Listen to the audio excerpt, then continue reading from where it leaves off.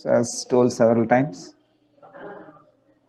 so this is the ARM environment which you need to understand, and this is the KLAD, which is the manufacturer of ARM, is doing that, which is more powerful and more convenient. And as told several times, ARM is a 32-bit architecture processor core. Because of ARM is 32-bit, all the registers are of 32-bit.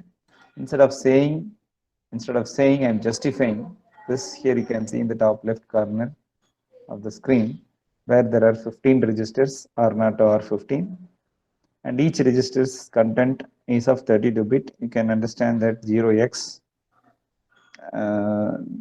then the 0x 8 nibbles are there, so 8 into 4 are 32 bits. So that's all for with respect to ARM. The rest of the thing we cannot experience much about ARM. So we can experience through the programs, right? So there are some different modes of operation.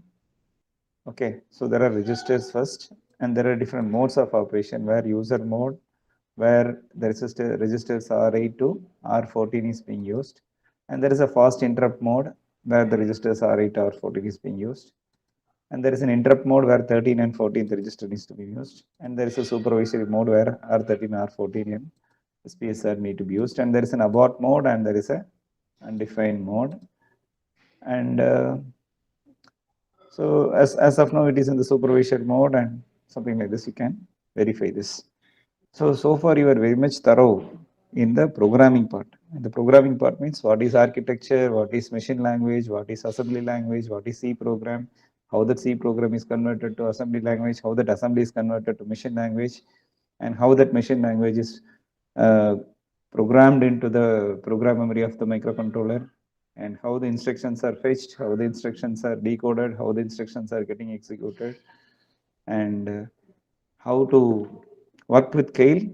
We have done a lot of experience with respect to microprocessors and some extent up to the microcontroller, because we have understood how the timer works, how the parallel port works, how the serial port works, how the interrupt works. But please try to understand, we have understood how it works, that's all. We have understood how interrupt works. Okay, there are 5 interrupts, and out of 5 interrupts, 2 are hardware interrupt. How hardware interrupt is working and how software interrupt is working, that alone we have done. But when we talk about embedded system, how to make use of the external hardware interrupt for this application, how to make use of the timer interrupt for this application, as I normally used to say. So in that way, if we start utilizing that interrupts as well as serial ports as well as other peripherals, then really we'll appreciate the beauty of those corresponding peripherals. That is the idea here. Okay, so in this context, programming part means which is respect to the microprocessor part, where the core which is capable of doing several million jobs per second. That's all. So what million jobs that we are giving, then it is very important. So to do what application is our embedded system in other context, if you want to see. Okay. So in the syllabus or with respect to our curriculum, the controller or the microcontroller which was given for our understanding is TM43C123GH6PM is the corresponding microcontroller, which is from Texas Instruments. So with respect to this microcontroller, this is ARM Cortex M4F microcontroller. ARM Cortex M4F microcontroller. So as we all know, ARM Cortex means ARM13 kind of things, where whenever the Cortex comes into picture, then the concept of dual core, quad core, octa core comes into picture. Okay, so until ARM Cortex emerging into the market, dual core architecture was not in ARM, but after ARM Cortex has entered, so ARM dual core architecture, multi-core architecture has come into picture with respect to ARM. And as we all know, ARM Cortex has 3 series: ARM Cortex A, ARM Cortex R, and ARM Cortex M. And ARM Cortex A means application series, ARM Cortex R means real-time series, ARM Cortex M means microcontroller series. Microcontroller in the sense, you should not misunderstand that ARM microcontroller, the ARM microprocessor core, especially designed for microcontrollers. Specially designed for microcontrollers means bit addressable area and a lot of other areas. How did we see in your 8051? That is why we have referred 8051. Why 8051 is called as microcontroller? Because it has the control features in both hardware and software. So if we ask why you are calling it as a controller, means all the 4 GPIO ports are bit addressable. So 32 devices can be controlled independently. Control means on and off, as we all know. So 32 bulbs can be controlled or 32 fan can be controlled independently because every port pin is addressable. So all the 4 ports are bit addressable. That is the special feature of this to call it as a controller. Similarly, in ARM Cortex M series of microprocessor core, so the bit set reset level architecture is enhanced much, and GPIO is focused much, and what are all the necessary things, so bit addressable locations, those things are focused much with respect to ARM Cortex M4 series. In application series, the audio video related things will be concentrated. With respect to the real-time series, real-time ARM Cortex R series, where the interrupt latency, very minimum interrupt latency has to be focused much. Okay. So ARM Cortex M4 series means ARM Cortex M means Cortex M series of microcontroller. Y4 means M0, M0 plus, M1, M3, M4. Those are the features. F denotes it is floating point, because just now we have seen that it can support floating point. That means IEEE 754 format. It can support IEEE 754 format. So that is what I am telling. So it can work up to 80 megahertz. ETM means embedded trace macro cell, which is used for debugging purpose. FPU means because it is a floating point process, it can support floating point operations. That is a dedicated floating point unit available, which can support IEEE 754 format. And for interrupts alone, because interrupt is closely associated with microprocessors, so nested vector interrupt controllers, there is something like NVIC. We'll talk about it in detail with respect to LPC2148 also. Then we'll relate with this nested vector interrupt controller, and there is something like memory protection unit. MPU stands for memory protection unit. We never in ARM Cortex A series and all memory management units will be there. So when we talk about memory management, large amount, whenever there is audio and video, as we all know, lot of data is there, but very less program. That is what we have discussed about DSP first. So lot of data, very minimum program with respect to audio and video. Lot of program, very minimum data with respect to control applications. That is why they have categorized, ARM have categorized into application series and microcontroller series. So for ARM Cortex A series, we have memory management unit. So where lot of audio, video. So for that we need to do memory management. But for the control applications, we need to do only memory protection. So this control should not overlap with that control application should not overlap with this control application, something like that we need to understand. So that is why there is a memory protection unit, which is coming along with ARM itself. So this rectangle box is from ARM. So the processor or this microcontroller is a Texas Instruments microcontroller, but this rectangle box is from ARM. And by purchasing this ARM Cortex M4 core, the Texas Instruments has developed the read-only memory, which is flash memory of 256 KB, and it can interact with ARM processor core through two buses, right? So instruction code bus and data code bus. Okay. So there are bidirectional instruction code bus and there are bidirectional data code. For instructions there is separate data bus, and for code there is a separate bus. As we have discussed, it's multiple Harvard architecture or modified Harvard architecture there. And there is a specific ROM which is necessary for booting the operating system. So maybe booting the embedded Linux and all you have seen, no? So you can port an operating system into the ROM space. That is why there is a bootloaders available, and the libraries can be stored here.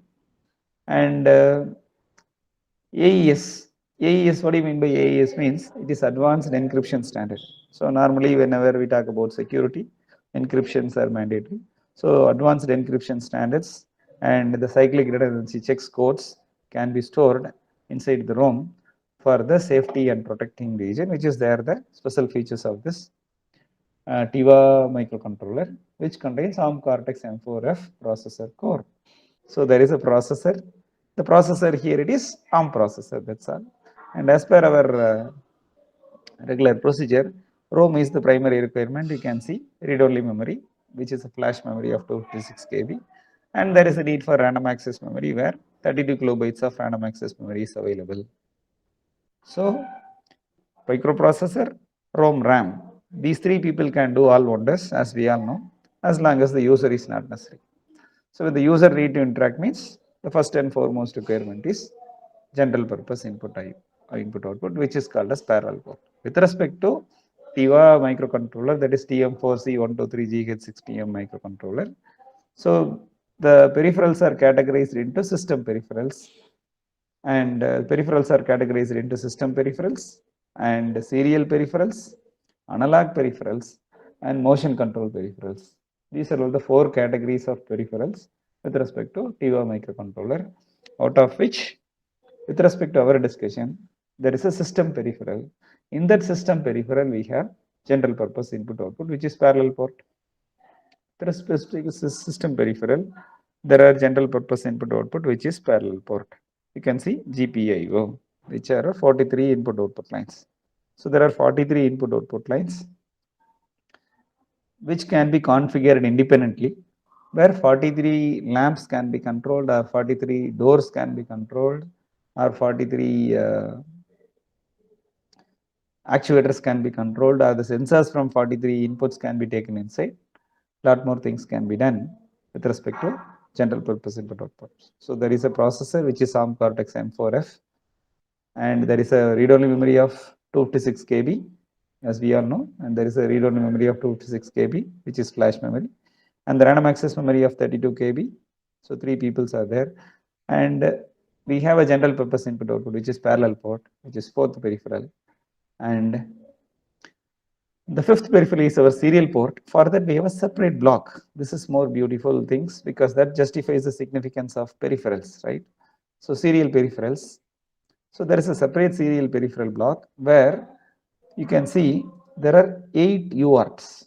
It's very, very important. There are 8 UARTs, meaning 8 universal asynchronous receiver transmitter. That means TX0 to TX7.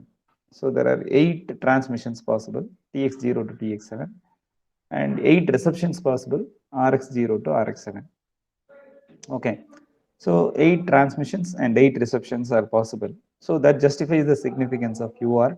So ARM Cortex M4F microcontroller based processor based microcontrollers is your TIVA microcontroller, which is most advanced. For example, which is when we talk about 8051, it was invented in 2000. It was invented in 2000. That means 20 years old. Maybe TIVA microcontrollers are 2 years old. So 2 years old microcontroller is also having UART. That too 8 UART means you can understand the significance of UART. That is why even in the last semester I have focused much about UART to say hi, bye, lunch break and all.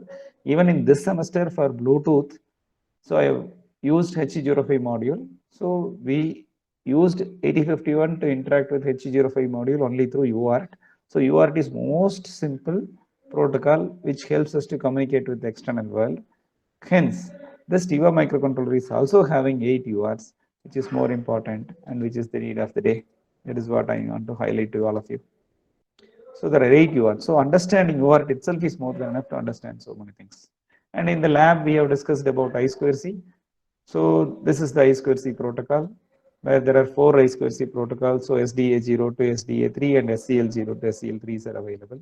And there is a CAN protocol which we are about to study this. So there is a CAN controller, that means CAN protocol. There are 2 CAN protocols available, which is most widely used in automobiles, which is very, very important. And SSI means it is SPI protocol, serial peripheral interface protocol. And there is a USB protocol. OTG means on the go. Okay, USB OTG means on the go. which is very interesting. So there are 5 on-chip serial peripherals, out of which there are 8 UARTs, 4 I2C, 2 CAN, and 4 SPA, and 1 USB. So exactly speaking, 8 plus 4 12, 12 plus 2 14, and 14 plus 4 18, 18 plus 1 19 serial peripherals are available in TIVA microcontroller, which is approximately of 1 square centimeter size. So it is up to us to make use of all these peripherals. That is why we focus much on I2C, we focus much on UART, we focus much on CAN, we focus much on SPA, we focus much on USB in the laboratory part. Because we talk about IoTs today, IoT cannot happen without all these serial communication protocols. Hence, in the laboratory, we are highlighting this and we are trying our level best to make you to give hands-on experience as well as understanding the concepts. The theory part, we are trying to do much beyond this. Okay. So out of 5 boxes, which box is connected to AHB bus means advanced high performance bus? As we all know, USB OTG is connected to advanced high performance bus. Why? Because USB is the fastest, communication, serial communication protocol. That is why it is connected to advanced high performance bus. When we talk about UART, I2C, CAN, and SSA, it is a low speed bus, hence it is connected to advanced peripheral bus. So there are 2 separate buses. It is something like national highways is advanced high performance bus, and our state highways is something like advanced peripheral bus. So in national highways, vehicle will travel in 120 km per hour, sometimes 140 km per hour, which is high speed. So the highways itself is designed in such a way that there won't be any speed breaker, there won't be anything, something like that.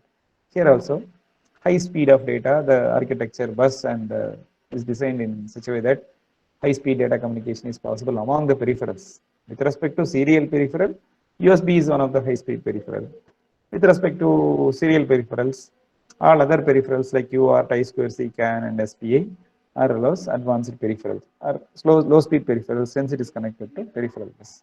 According to our analogy, microprocessor, ROM, RAM, parallel ports, serial ports. So there are 5 serial ports available. Next mandatory peripheral is our timer. So as we all know, there is something like a timer. Here you can see 12 timers available. So in your 8051, we have only 2 timers, but here you can see 12 timers available. So 12 timers can be utilized independently for 12 different independent time delay generations for different applications. Okay. So say for example, for UART, for producing baud rate, we have to use some kind of timers. For I2C, for producing some clock-based synchronization, we need to use timers. For USB, we may need timer.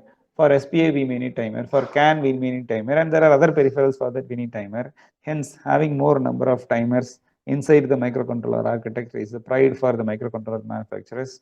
This general purpose timer justifies that, yes, okay, it's fantastic. There are 12 timers which can be used independently for 12 different applications. Something like that, we can celebrate this. Okay. There is an 8-bit microcontroller. Your 8051 is an 8-bit microcontroller where you have 16-bit timer, or it can be used as 8-bit auto reload mode also. Something like that. Here it is 32-bit timer, but it can be used in 64-bit mode. So it's fantastic, right? So meaning, why the 8-bit microcontroller has 16-bit timer, why the 32-bit microcontroller has 64-bit timer means, when we have a 16-bit timer, time delay in milliseconds can be made accurately. Sorry, when you have a 8-bit timer, microsecond time delay can be done something. When you have a 32-bit timer, even seconds, minutes delay can be done. When you have 64-bit timers, even hours can be done.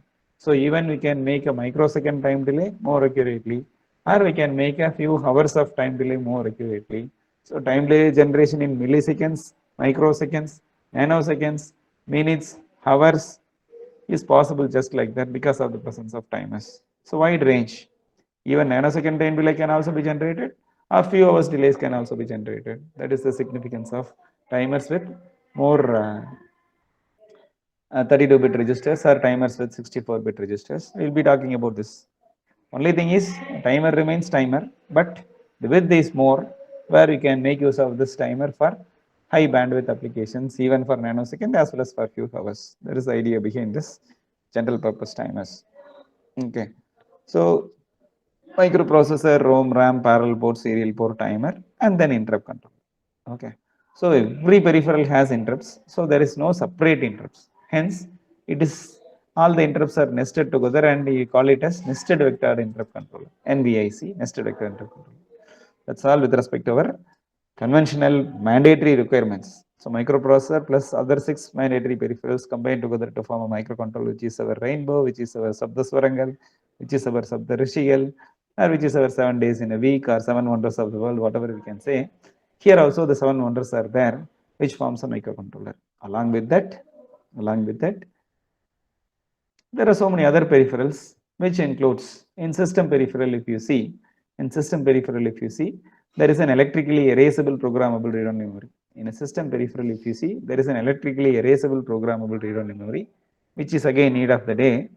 We'll talk the significance of this in detail.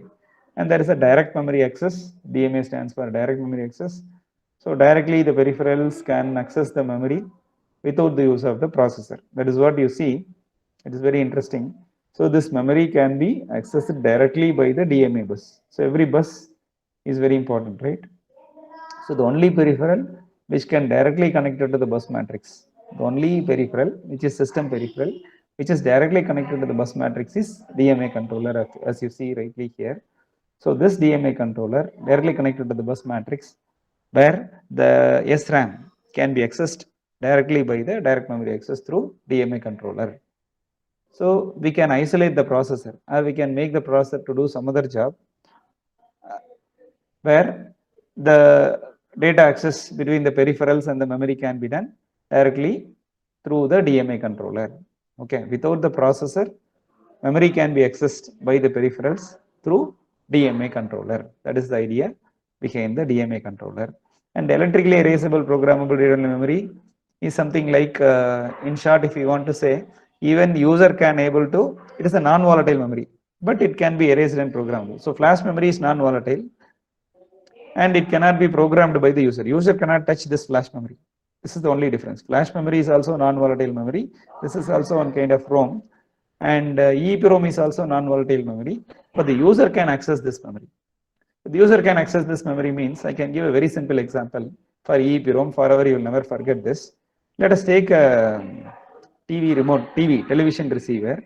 When we, while switching off the TV receiver, if we have muted this TV and switched off the TV means, in some TV after from few days when you switch on the TV means the TV remains in mute state. So please try to understand, when you switch off the television receiver, automatically the entire power will go off, and automatically whatever content is in the RAM will get disappeared. But the mute status that what you have fixed before switching off the TV will remains as it is. When we switch on the TV again, the mute status is remains. This is because of the presence of electrically erasable programmable read-only memory. This is very, very important. And as we discuss normally, whatever example that we give, it should be as simple as possible in such a way that anybody can understand. That is why I am given the TV as an example, because everybody is watching TV. So muting the TV is happening just because of EEPROM presence inside the television receiver. Not only the ultra high definition TV, UHD TV or 4K TV, even in Kalaignar TVs also, we have an electrically erasable programmable. So which TV has a remote, that TV has this EEPROM, that you need to understand. Okay, so user can edit. Say for example, I have given mute statement for better understanding. Not only mute, if you have not muted, if the volume of the channel is kept at 24, say for example, if you are watching one channel and the volume of the channel is kept as 24, or the volume is kept as 24, then we switch off the TV means, when you switch on the TV after some time or after few days, the volume remains in 24. How 24 comes? This is just because of electrically erasable programmable read-only memory. That you need to understand. Okay, so not only volume, contrast, brightness, and all the settings that what we do by the user is written into the read-only memory, but user can write into the read-only memory because it is electrically erasable and programmable. That is why electrically erasable and programmable, because of the electrically erasable and programmable nature, user can write into it and user can read from it. Whenever we need, we can erase. Whenever we increase the volume means 24 will be overwritten by the 25. 25 will be overwritten by 26, something like that, and which is stored permanently.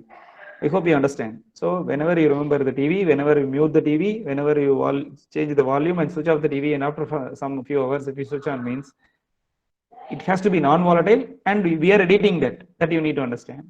That is why it is electrically. This is happening only because of EEPROM. So the need for EEPROM in lot of embedded applications is mandatory. One very good example is television receivers. Hence, the microcontroller manufacturers has kept EEPROM within the architecture itself, which is more convenient for the application engineers or embedded engineers, where they can use the internal EEPROM itself.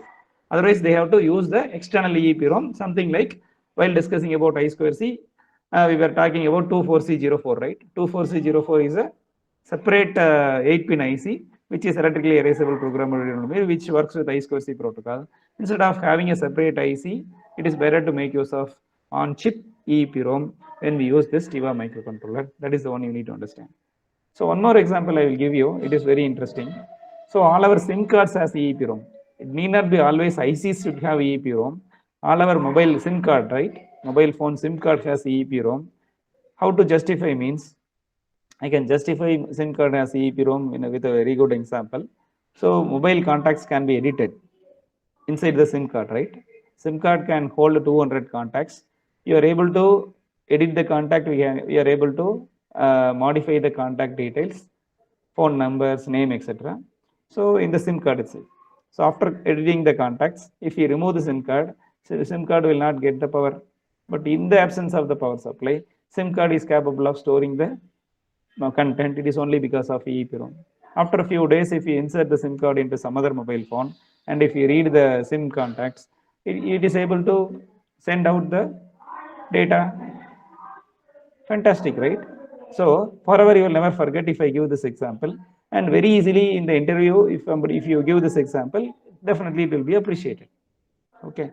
So EEPROM, presence of EEPROM is mandatory because SIM card has EEPROM. Because of that, SIM contacts are non-volatile, and user can also be edit that. And all your TV receivers are having EEPROMs. Because of that, you are able to do all the modifications, and you can do all the permanent settings as best as possible. So wherever there is a settings need to be permanent, there exists an EEPROM. Hence, the need for EEPROM is mandatory for embedded systems. And all the Android TVs today and all the smart TVs today has ARM Cortex A series of microcontrollers, ARM Cortex A series of processors available. Because of that, it has become Android TV or smart TV, whatever you say. If you look at the specification, if you have a smart TV in your house, if you look at the specifications, you can see you can see the specification. They might have written that dual core processor, which has ARM Cortex A series, something like that. Look at the TV and just celebrate the ARM, power of ARM. So sky is the limit. And EEPROM is the one important thing. And DMA, I told DMA has its own significance because directly memory can be accessed, high-speed data transfer can be done. And there is a watchdog timer. Already we have experienced watchdog timer. Whenever the system hangs, it protects the system from hanging. That means it resets the microcontroller automatically through this watchdog timer. That is very interesting. And there is a hibernation module. What do you mean by hibernation module? Means deep sleep, deep sleep. So sleeping for several hours, not sleeping for few minutes or few hours, sleeping for several hours is hibernation module. As we all know, hibernation module is a module which makes the microcontroller to sleep for a long period of time. Even you can switch on the microcontroller 1 minute in a day, means the microcontroller has to sleep 23 hours 59 minutes. So to make the microcontroller to sleep 23 hours 59 minutes, hibernation module will be very much supporting. And as we all know, in a lot of computers, some of the Windows has hibernation module. Even every OS has hibernation module. We are able to put into the hibernation module, means it is ultra low power. So even in the clock frequency will get freezed, and the crystal oscillator will not work, nothing will work, right? Except real-time clock, nothing will work. And when the time comes, it will interrupt the hibernation module. Hibernation module will interrupt the processor. Then processor will wake up all the peripherals, and all the peripherals will wake up and start working. Okay, it is something like deep sleep mode. So people used to say hibernation mode. All the England people used to say hibernation module is a polar bear. So polar bear will sleep for 6 months, and it will be during the cold time. So something like that, long duration sleep means we need hibernation module. In our language, right? This is very important. In our language, we call this hibernation module as Kumbhakarnan module. So Kumbhakarnan will also sleep for 6 months. So why we, instead of remembering polar bear, it is better to remember Kumbhakarnan. So hibernation module is Kumbhakarnan module, which can sleep for 6 months. Something like long duration sleep means to save power, right? So battery, all the battery operated devices uses ARM. So whenever not necessary, you have to make the peripherals to sleep. So hibernation module is helpful for us to make the peripherals to sleep for a long duration of time. Okay, you see, EEPROM is necessary, DMA is necessary, watchdog timer is necessary, hibernation module is necessary, along with the seven mandatory peripherals. These peripherals are present inside the chip. It is our mandatory requirement to make use of these peripherals. That is my humble request. This is what the architecture of our TIVA series microcontroller for this semester. And coming to the serial peripheral, just now we have seen. And there is another very interesting thing. There is something like analog peripherals. Okay. So we are supposed to see this ADC, which is mandatory. Yes. Okay. All of you have studied ADC in digital electronics as well as in operational amplifiers. In digital electronics, they could have told about there is an ADC and DAC. You could have studied in some other way. In operational amplifiers, we could have studied one of the applications of operational amplifier is ADC and DAC. So without operational amplifiers, ADC and DAC is impossible. And it is a combination of analog and digital module together. So ADC and DAC called as mixed signal processing. Okay, mixed signal VLSI design like that used to study, where there is a combination of ADC and DAC. So where analog, whenever we talk about analog, operational amplifiers will come into picture. Whenever we talk about digital, again flip-flops, everything will come into picture. The combination of both is available inside the ADC and DAC. You have to appreciate this. So there are 12-bit ADCs with 12 channels available. So 12 sensors, say for example, 12 temperature sensors can be connected to this TIVA microcontroller, or 12 humidity sensors can be connected, or any analog sensors can be, 12 analog sensors can be connected to this ADC channels, which is more beautiful, which is on chip. And 12-bit, 12-bit means the resolution is 12 bits. So 2 power 12 means it is 2 power 10 is 1024, 2 power 11 is 2048, and 2 power 12 means 4096. So 4096 variations are possible within the analog range. Okay, so 1 by 4, 4096, it is approximately less than 5 millivolts resolution can be done. Okay, it's very interesting, right? So 12-bit ADC channels and 12 channels are available, which is so beautiful. And this is very interesting, beautiful feature called analog comparator. So all of us know about digital comparator. Here, what do you mean by analog comparator? Means digital comparator will give, exactly speaking, you will have some reference voltage. Say for example, if you have a reference voltage of 2.5 voltage, whenever the input voltage exceeds 2.5, then comparator output will become 1. Whenever the input voltage is going below the reference, the comparator output will become 0. Okay, if it is non-inverting input, say for example. So in such cases, the comparators will be very much, comparators give the logical output. Always the comparators gives only logical output for the analog input. Okay, so comparator is a single bit ADC, something like that also we can say. So here analog comparator means, it is very interesting. So different voltage levels can be fixed and it is programmable, right? Different voltage levels can be fixed and it is programmable. Different voltage levels can be fixed means the reference voltage can be of different ranges, some 15, 16 ranges. You can keep 1.1 voltage as reference. You can keep 5.4 voltage as reference. Sorry, 2.4 voltage as reference. You can keep 0.1 millivolt as reference, 1 millivolt as reference. So very good result. Whenever the input crosses that millivolt range, output state will change from 0 to 1, something like that. So analog comparators are very much useful in comparing the precise voltage variations in the input, where while discussing about analog comparator separately, I will brief about the features of it. So these are the special bonus or advantage in the higher end microcontrollers like TIVA. Okay, and the motion control peripherals is very beautiful. I really appreciate this. And as we all know, pulse width modulation, as we all know, PWM is a pulse width modulation which is meant for the linear control, But for a closed loop control, we need QEI. What is QEI?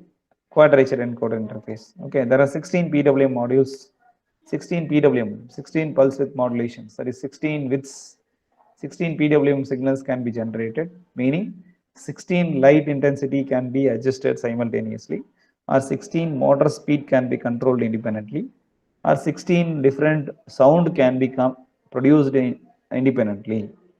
Okay, so volume control, speed control, as well as the intensity control is possible only through PWM. So the linear control is possible through PWM. So where our TV volume is increased just because of PWM, where our light intensity in our mobile phone is increased just because of PWM, and our quadcopter flies is just because of PWM, because the BLDC motor speed control is happening through pulse width modulation. And to look at the feedback, okay, so when we are giving the PWM as 50% duty cycle means we are expecting the motor to rotate in 1000 RPM means we have to check whether the motor is rotating in 1000 RPM. For that we need to feedback. So the feedback can be done by the rotary encoders. Okay, so like a tachometer, how do we measure the speed of a motor? There is something like rotary encoders, which is connected along with the armature of the motor. So this rotary encoder will give the pulses. Based by measuring the pulse, we can able to identify the RPM of the motor. Okay, so we are expecting the speed by sending out the PWM, and measuring whether it is rotating in the expected speed or not is ensured by the rotary encoders, which is connected along with the armature of the motor, which will become the closed loop control system. Okay, so if the expected speed is not happening because of the heavy load, we can meet the expected speed by giving some more PWM. Because of the less load, the motor is rotating beyond the expected speed, then we can reduce the speed by reducing the PWM. So to measure in what speed the motor is rotating, it is mandatory for us to measure the speed. For measuring the speed, we need a tachometer or rotary encoder. The rotary encoder will give out the pulses. Those pulses are helpful for us to find out the speed of the motor.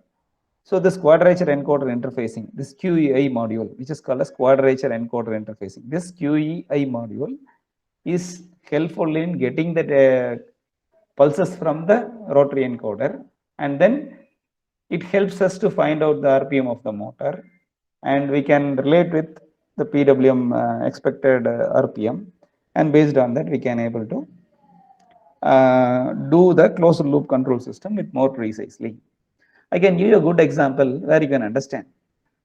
So whatever may be the load of the lift, for you to understand, I'm giving this example. Whatever may be the load of the lift means escalator. Liftல போறோம் இல்லைங்களா, அந்த லிஃப்ட்ல 10 பேர் போகலாம், இல்லை 12 பேர் போகலாம், 15 பேர் போகலாம், இந்த லிஃப்ட்ல எழுதியிருக்கும் 10 persons only அப்படின்னு. ஸோ இப்போ ஒரு 20 பேர் போகலான்றது ஒரு லிஃப்ட்னு வச்சுக்கலாம். ஒரு ஆளுனுடைய வெயிட் 50 கிலோ அப்படின்னு வச்சுக்கலாம். அப்போ 20 பேர் போகலாம் அப்படின்னா 50 × 20 1000 கிலோ, அப்போ 1 டன். அப்போ ஒரு டன் லோடு இருந்தாலும் அந்த லிஃப்ட் அதே ஸ்பீட்ல தான் போகணும். மேலே 4th floor போயிட்டு திருப்பி கீழே வரும்போது ஒருத்தருமே இல்லை, மறுபடியும் அடுத்தது மேலே போகணும் அப்படின்னா ஒருத்தருமே இல்லாமல் அந்த லிஃப்ட் மேலே போகணும்னால அதே ஸ்பீட்ல போகணும். Independent of the load, whether it is 0 kg or 1000 kg, the lift has to move in the constant speed. அப்படிங்கிறது உங்களுக்கு தெரியுது. ஏன்னா லிஃப்ட்டுங்கிற உதாரணத்துக்கு கொடுத்தா தான் உங்களுக்கு 100% புரியுங்கிறதுக்காக அந்த உதாரணம். அப்போ 20 பேர் போனாலும் அந்த லிஃப்ட் ஒரே ஸ்பீட்ல தான் போகணும், ஒருத்தருமே இல்லைனாலும் அந்த லிஃப்ட் ஒரே ஸ்பீடு தான் போகணும். அப்போ 20 பேர் போகும்போது மோட்டருக்கு டார்க் எவ்வளவு கொடுக்கணும், ஒருத்தருமே இல்லாதப்ப டார்க் எவ்வளவு கொடுக்கணுங்கிறது உங்களுக்கே புரியுது. இதை விட எளிமையாக நம்ம சொல்ல முடியாதுங்க. அப்போ இந்த ஸ்பீடு கான்ஸ்டன்டா இருக்கணுங்கிறது தான் prime requirement of the elevator or escalator, independent of the load. இப்போ அதுக்கு தகுந்த மாதிரி எம்பெடட் சிஸ்டம் டிசைன் பண்றாங்க. Whatever it is, speed has to be maintain கான்ஸ்டன்ட்னா இந்த மாதிரி குவாட்ரேச்சர் என்கோடர் இன்டர்ஃபேசிங் மூலியமா, ரோட்டரி என்கோடர் மூலியமா speed 1000 RPM 1000 RPM, 10 RPM 10 RPM அதை மட்டும் ஃபிக்ஸ் பண்ணிடுவாங்க. மற்ற இதெல்லாமே க்ளோஸ் லூப் கண்ட்ரோல் சிஸ்டத்தில் ஸ்மூத் கண்ட்ரோல் பண்ணிடுவாங்க. அதனால தான் லிஃப்ட்டில் நம்ம ஸ்மூத்தாக போய் இறங்க முடியுது. கரெக்டாக அந்த ஃப்ளோரில் வந்து கரெக்டாக இறங்க முடியுது. இல்லைன்னா ஃப்ளோர் தட்டி விட்டுரும். கொஞ்சம் ஒரு mm 1 சென்டிமீட்டர் டிஃபரன்ஸ்னாலும் கூட நம்ம தட்டிக்கிட்டு விழுந்துடும். So very high precision position control as well as speed control is very well achieved with the help of closed loop control system. For closed loop control system, we need a rotary encoder. This rotary encoder output is connected to the quadrature encoder interfacing. அப்படின்னு சொல்ல முடியும். So motion control is possible, analog peripherals are also possible, serial peripherals are also possible, system peripherals are also possible. இவ்வளோ பேர்த்தையும் manage பண்ணுறதுக்கு ஒரு ரொம்ப பெரிய ஆள் வேணும். அதனால ARM Cortex M4F. This is the complete architecture of TM4C123GH6PM microcontroller block diagram. So this is the TIVA microcontroller block diagram. So knowing the 8051 microcontroller, then LPC2148 microcontroller, which is ARM7, then coming to this, there is no much difference. There also timer, here also timer. There also GPIO, here also GPIO. There also a watchdog timer, here also watchdog timer. There also ROM, here also ROM. There also RAM, here also RAM.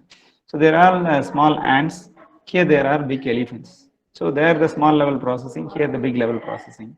So the volume is only increasing, the principle remains same. That is why I am focusing much about the principle. Volume, it varies everywhere. So if you know the principle, then the understanding and the rest of the thing can be done. You can adapt to the environment wherever you get placed and whatever you study. That is the prime objective, and that is being fulfilled. Thank you very much. So Rajkumar is giving why we need different operating modes in ARM7 TDMA processors.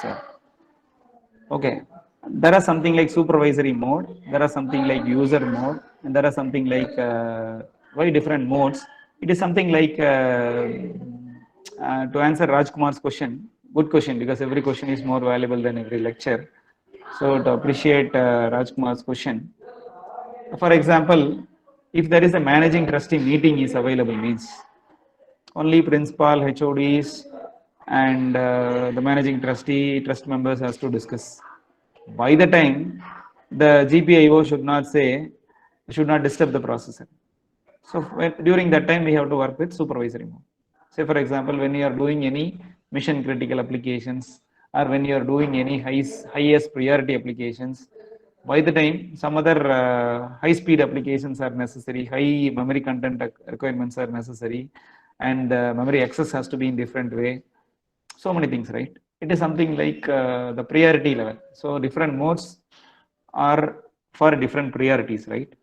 Okay, we have to manage the GPIO also, but we have to manage the DMA also. We have to manage the encryption standards also. So while encrypting, nobody should disturb, something like that. By the time we have to work in supervisory mode or user mode. So it's a good question. Once again, I'm going to the KLED, I'm saying that. So there is a supervision mode. So there are fast interrupt user mode, fast interrupt mode, and interrupt mode, and supervisory mode, abort mode, and undefined mode. Right now, it is being used in supervisory mode. Okay. Applications of EEPROM, SIM card and TV. Rajkumar, இது ரொம்ப முக்கியமான விஷயம். TV on பண்ணா நமக்கு EEPROM தான் ஞாபகத்துக்கு வரணும். Sim கார்டை பத்தி பேசினா நமக்கு EEPROM தான் ஞாபகத்துக்கு வரணும். அதுக்காக அது சொல்லப்பட்டது. நீங்களே நீ மறக்கணும்னு நினைச்சாலும் மறக்க முடியாது. That is the beauty of this example. Sir, as you explained with the example of lift, the torque provided by the motor is not directly controlled, isn't it, sir? The only RPM is directly, isn't it, sir? ஆமாங்க, there are so many mechanical arrangements. As Vignesh, to answer Vignesh question, motor மட்டும் தெரியாது. கரும்பு juice கடைக்கு போய் கரும்பு குடிச்சிருக்கோம் இல்லைங்க, motor ஒரு பக்கம் ஓடுது, அந்த பக்கம் ஏகப்பட்ட கீர் வீல் அரேஞ்ச்மெண்ட்ஸ் இருக்குது. ஃபைனலா அது மெதுவாக கரும்பு ஜூஸ் அந்த 2 ராடு இப்படி சுத்துது, இடையில கரும்பு இன்சர்ட் பண்றாங்க, அதுக்கப்புறம் வெளியே வருது. இது புரியுதா தம்பி? அப்போ ஒரு நிறைய கீர் ரிடக்ஷன் இருக்குது, அப்போ டார்க் இன்க்ரீஸ் ஆகும். ஸோ மோட்டர் எங்கேயோ ஒரு ஸ்பீட்ல ஓடிட்டு இருக்கும், இந்த கீர் மூலியமா நம்ம அட்ஜஸ்ட் பண்ணிக்கணும். எப்படி நம்ம வெஹிக்கிள்ல விக்னேஷ் சொல்ல அப்படி கார்ல எப்படி ஒரு இன்ஜின் ஒரே மாதிரி தான் போயிட்டு இருக்குது. இன்ஜின் RPM 1000 RPM தான். ஆனா 4th கியர்ல 1000 RPMங்கிறது நீங்க 100ல போற மாதிரி வச்சுக்கலாம். 3rd கியர்ல 1000 RPMங்கிறது நீங்க 80ல போற மாதிரி வச்சுக்கலாம். 2nd கியர்ல 1000 RPMங்கிறது நீங்க 60ல போற மாதிரி வச்சுக்கலாம். 1st கியர்ல 1000 RPMங்கிறது நீங்க 40ல போற மாதிரி வச்சுக்கலாம். Something like that. Okay, so engine RPMங்கிறது எப்பவுமே ஒரே தான். கீர் அப்படிங்கிறது டார்க் வர்சஸ் ஸ்பீட் ரேஷியோ அப்படிங்கிறது உங்களுக்கு தெரியணும். More the speed, less the torque. Less the speed, more the torque. Okay, கரும்பு ஜூஸ் கடையில் டார்க் ரொம்ப அதிகம், அதனால மோட்டர் ரொம்ப ஸ்பீடாக ஓடுது. டார்க்கை ஸ்பீடை ரெடியூஸ் பண்ணி டார்க்கை கூட்டிடுறாங்க கரும்பு ஜூஸ் கடையில். அது ரொம்ப எளிமையாக நீங்கள் எல்லாரும் பார்க்க முடியும். கார், பைக், கீர் வண்டி ஓட்டுறவங்களுக்கு உங்களுக்கு நல்லாவே தெரியும். டாப் கியரில் ஸ்பீட் அதிகம், டார்க் இருக்காது. டார்க் வேணும் அப்படின்னா கீரை ரெடியூஸ் பண்ணி ஸ்பீடை ரெடியூஸ் பண்ணி டார்க்கை கூட்டிடும். அப்போ ஃபர்ஸ்ட் கியரில் டார்க் ரொம்ப ஜாஸ்தியாக இருக்கும், ஸ்பீடு ரொம்ப கம்மியாக இருக்கும். டாப் கியர்ல ஸ்பீட் ரொம்ப ஜாஸ்தியா இருக்கும், டார்க் ரொம்ப கம்மியா இருக்கும். இந்த ஸ்பீட் கண்ட்ரோல் எல்லாமே மோட்டர்ல பண்றது ஒரு ஆப்ஷனு, இன்னொன்னு கியர் பாக்ஸ்ல பண்றது இன்னொரு option. That's very interesting. I hope I answered the Vignesh question. Every question is more valuable. Hibernation module as polar bear. Rajkumar அப்படி சொல்லிட்டாரு. ஹைபர்னேஷன் மாடியூலஸ் கும்பகர்ணன் கூட சொல்லிக்கலாம். ஓகே, ஜாஸ்பர் வந்து applications of motion control peripherals in lift. ஆமா, லிஃப்ட்ல closed loop control சிஸ்டத்துக்காக நம்ம இது பண்றோங்கிறது புரியணும். டிவி சிம் கார்டு இபி ரோம்னா உங்களுக்கு வந்தாவும் நீங்க சொல்லிக்கலாம். இதுக்கு முன்னாடி கேள்விப்பட்டிருப்பீங்க இபி ரோம்னு. இப்போ ரொம்ப எளிமையா இருக்குது. Motor control with example of லிஃப்ட்ங்கிறது ரொம்ப முக்கியமான விஷயம். எப்போ லிஃப்ட்ல போனாலும் high precision motor control is ஹேப்பனிங்கிற ஒரு கவனம் நமக்கு வந்துடணும். Lift is very good example for embedded system where maintaining the constant speed is the prime requirement of the lifting. மற்றது எல்லாமே மெக்கானிக்கல் இன்ஜினியர் பார்த்துக்கிறாங்க, சிவில் இன்ஜினியர் பார்த்துக்கிறாங்க. அந்த லிஃப்ட்டுக்கு செவரு கட்டுறது சிவில் இன்ஜினியர் பார்த்துக்குவாரு, அந்த ஆங்கிள்லாம் கட்டுறது மெக்கானிக்கல் இன்ஜினியர் பார்த்துக்குவாரு, அந்த மோஷன் ஃப்ரீ மோஷன் ஆகணுங்கிறத கிரீஸ் விட்டு ஆயில் ஓடுறத மெக்கானிக்கல் இன்ஜினியர் பார்த்துக்குவாங்க. கான்ஸ்டன்ட் ஸ்பீட்ல ஓடணுங்கிறது மட்டும்தான் எலக்ட்ரானிக்ஸ் இன்ஜினியர் பார்த்துக்குவாங்க. எவ்வளவு பவர் போகணும், எத்தனை எக்ஸ்பி மோட்டருங்கிறத எலக்ட்ரிக்கல் இன்ஜினியர் பார்த்துக்குவாரு. எலக்ட்ரானிக்ஸ் இன்ஜினியருடைய வேலையும் அந்த கான்ஸ்டன்ட் ஸ்பீடு மெயின்டைன் பண்ணணும், எத்தனை பேர் இருந்தாலுங்கிறத கவனிக்கிறது ரொம்ப சிறப்பான விஷயம். அப்போ civil engineer, mechanical engineer, electrical engineer and electronics engineers. Electronics engineer 4 பேர் சேர்ந்தது தான் லிஃப்ட். இதுல எலக்ட்ரானிக்ஸ் இன்ஜினியர்ஸ் ரோல் என்ன? Maintaining the constant speed independent of the லோடுங்கிறது பிரைம் ஆப்ஜெக்டிவ் அப்படிங்கிறது இப்போ யார் சொல்றதை வச்சு நம்ம பார்க்குறோம், ஆகாஷ் சொல்றதை வச்சு நம்ம பார்க்குறோம். Okay, have a nice week ahead. Meet you sometime in the next class. Thank you. Bye bye.